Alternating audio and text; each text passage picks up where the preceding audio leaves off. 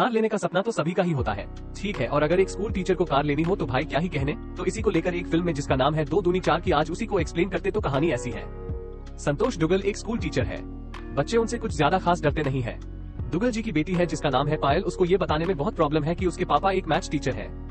और दूसरी तरफ एक बेटा है जिसका नाम दीपू है। वो हमेशा टेंशन फ्री रहता है, वो दुनिया से अलग ही चलता है क्योंकि वो क्रिकेट में बैटिंग लगा के पैसे कमाता है और दुनिया में क्या चल रहा है उससे कोई लेना देना नहीं है। कुसुम दुग्गल दुग्गल जी की वाइफ है और इनको भी अच्छे से पता है कि कम पैसों में घर कैसे चलाना है।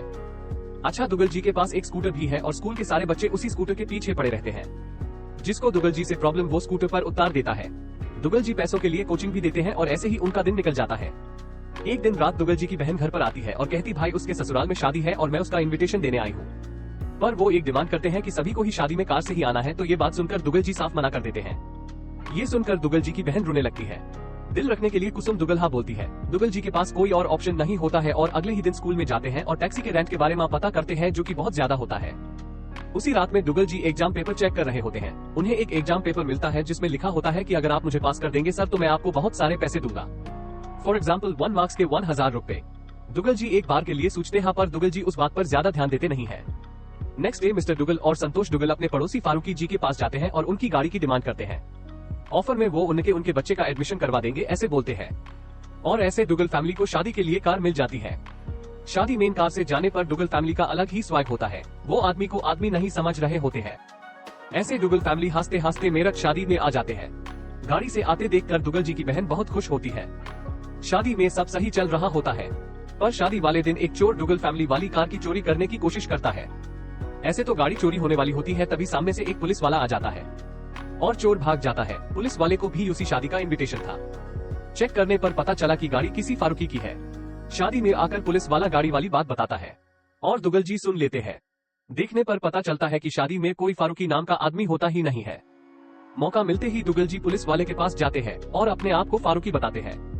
पुलिस वाला गाड़ी का नंबर पूछता है और दुग्गल जी को वो पता नहीं होता है।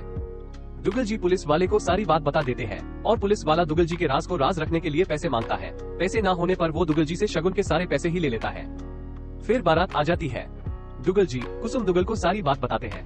वहाँ शादी में सभी लोग देने के लिए पैसे लेकर आए थी। दुग्गल जी की बहन को भी पता चल जाता है कि उसके भाई के पास शादी में देने के लिए पैसे नहीं है और वो रोने लगती है।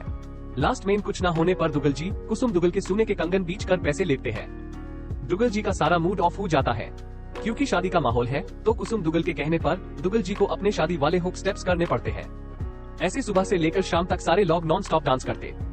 अगले दिन फैमिली दिल्ली के लिए वापस चली जाती है। सब बढ़िया चल रहा था पर लास्ट में जैसे ही वो दिल्ली आते हैं पायल से गलती से फारूकी जी की गाड़ी का NCAP क्रैश टेस्ट हो जाता है। फारूकी जी भाग के बाहर आते हैं और गाड़ी का डैमेज देखते हैं। आसपास के सारे लोग दुग्गल फैमिली की गलती बताने लगते हैं और खूब सुनाते हैं।